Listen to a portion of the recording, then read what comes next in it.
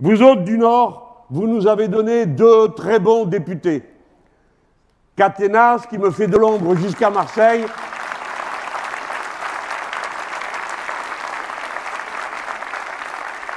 parce que c'est un garçon qu'ils ont essayé de montrer du doigt en disant qu'il était conseiller sur une plateforme. Et lui vient me voir et il me dit « Et qu'est-ce que je réponds ?» Et je lui dis « Voilà mon avis, dis-lui que nous on est fiers, parce que l'une de nos figures de proue est un salarié de haut niveau BTS, et ça prouve que tout le monde peut être député, que tout le monde peut se mêler de la loi, que ce n'est pas seulement réservé à une classe sociale et à ses enfants et aux enfants des grandes écoles. » Celui-ci est maintenant membre de la commission spéciale sur les retraites. Mais l'autre, Hugo Bernalicis, il est président d'une commission particulièrement périlleuse à conduire.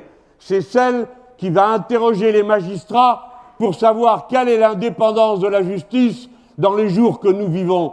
Parce que nous avons à dire sur ce sujet, non pas du point de vue de l'expérience personnelle singulière et cruelle que nous avons vécue nous-mêmes, mais du point de vue de ces 3000 personnes qui ont été envoyées en jugement, jugées entre 5 heures du matin et 6 heures, de ces 1000 qui ont été condamnées à de la prison ferme, tout ça parce que Mme Belloubet a été demandée en personne dans un tribunal l'extrême fermeté contre les gilets jaunes. La justice n'a pas à être ferme, elle a à être juste. Et c'est la seule chose qu'on lui demande. Ces formes nouvelles, ils ont voulu les rendre invisibles, comme ces retraites au flambeau, comme ils l'avaient fait avec les gilets jaunes. Car celles et ceux qui prennent les flambeaux veulent se rendre visibles, même dans la nuit et dans l'obscurité. Et ceux qui ont mis les gilets jaunes n'ont pas voulu faire autre chose que de monter sur la table et de dire « nous n'en redescendrons pas tant que vous n'aurez pas apporté une réponse politique ». Alors Emmanuel Macron sait qu'il n'est plus capable de convaincre. Et convaincre, il y a renoncé. Plutôt que de convaincre, il cherche à vaincre. Et il le fait par plusieurs moyens. D'abord, évidemment, par les consignes données pour faire en sorte, effectivement, que les grévistes aient des fiches de paix à 0. Mais quand ça ne suffit pas, il y a effectivement une nouvelle fois l'usage de la répression telle qu'elle s'est abattue sur les gilets jaunes. Et ces violences policières qu'il convient bien d'appeler sans guillemets des violences policières, comme l'a fait le journal Le Monde. Et c'est le bilan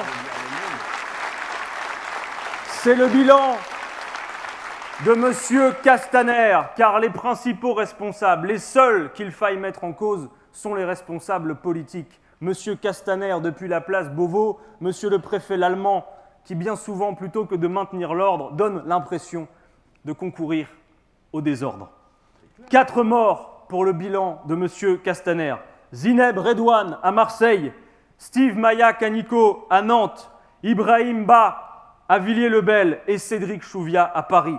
2500 blessés dans les manifestations depuis 1 an. 315 blessures à la tête, dont 25 éborgnées. 5 mains arrachées. Et quand la violence physique ne suffit pas, c'est la répression judiciaire qui se charge d'humilier les gens. Récemment à Lille, après des manifestations, on a vu des syndicalistes en tenue de travail qui n'avaient rien à y faire passer une nuit dans les geôles parce qu'à une heure tardive de la soirée, on ne pouvait pas déranger les autorités pour exiger qu'ils en sortent alors, et on l'apprendra le lendemain, qu'ils n'avaient rien à y faire. C'est aussi cette violence qui se charge d'humilier ces braves gens qui n'ont rien à faire dans les geôles des prisons de ce pays. 10 000 gardes à vue dans le cadre du mouvement des Gilets jaunes. 3 000 peines prononcées. 1 000 peines de prison ferme, dont 440 avec mandat de dépôt. Et désormais, une répression syndicale féroce qui atteint le cœur des syndicalistes au point que l'autre matin, vous l'avez suivi comme moi, ce syndicaliste de la RATP au dépôt de bus de Vitry, François, s'est ouvert les veines au petit matin, qui était convoqué par sa direction. Voilà la violence à laquelle ils procèdent. Et ils n'y sont pas obligés. Et nous osons le dire. Dans police républicaine, il y a républicaine. Et de ce point de vue, nous avons un sérieux problème. Et nous devons mettre en cause la doctrine de maintien de l'ordre qui est employée dans ce pays. Et dire une chose que nous avons tant et tant de fois réaffirmée. De quel ordre parle-t-on quand ils nous parlent de maintien de l'ordre? Parce que leur affaire, c'est le désordre social.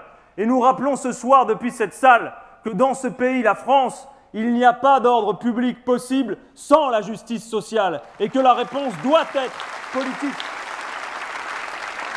Vous les avez vus comme moi, et peut-être il y en a dans cette salle. Moi, je l'ai vu au moment du démarrage du mouvement des Gilets jaunes.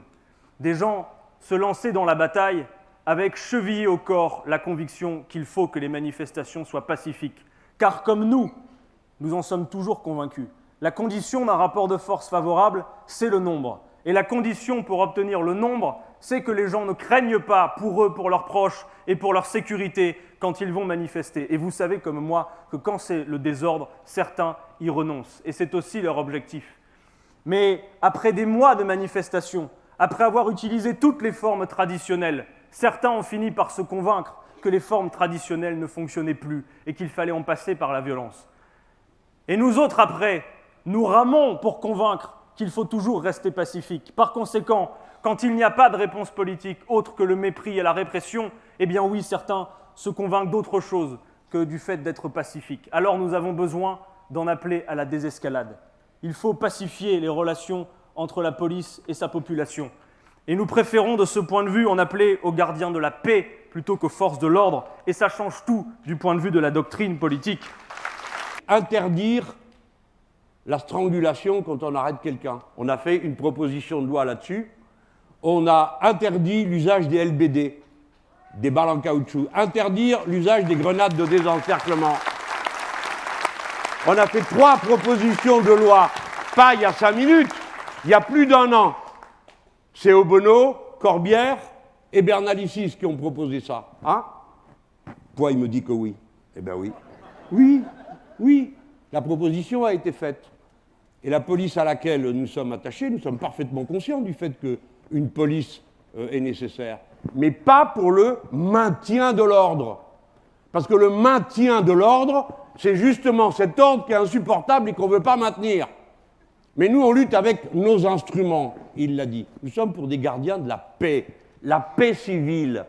Et les gens, quand il y a un rond-point qui est bloqué, le premier objectif, c'est pas d'aller tabasser ceux qui sont dessus et de leur foutre des amendes, c'est de faire en sorte que la circulation soit assez bien organisée autour pour que les gens qui sont sur le rond-point pour y faire des cabanes ne viennent pas à en périr. 11 personnes sont mortes sur les ronds-points des Gilets jaunes. On ne les compte jamais, ceux-là. Parce qu'il y a un conducteur qui a pété un plomb, parce qu'il s'est passé telle ou telle chose. Donc il faut bien qu'on comprenne, et je veux qu'on entende ce que nous disons par notre refus de ce concept du maintien de l'ordre. Je mets de côté ce qu'a dit très brillamment notre ami Adrien. C'est-à-dire que c'est eux qui créent le désordre. Parce que ce que nous avons observé, c'est que vendredi dernier, il n'y a pas eu le moindre problème. Parce que vendredi dernier, à Paris, il n'y a pas eu de nasse. Il n'y a pas eu de pluie de grenades de désencerclement sur les manifestants, ni de pluie de grenades lacrymogènes. Alors ça a été très calme.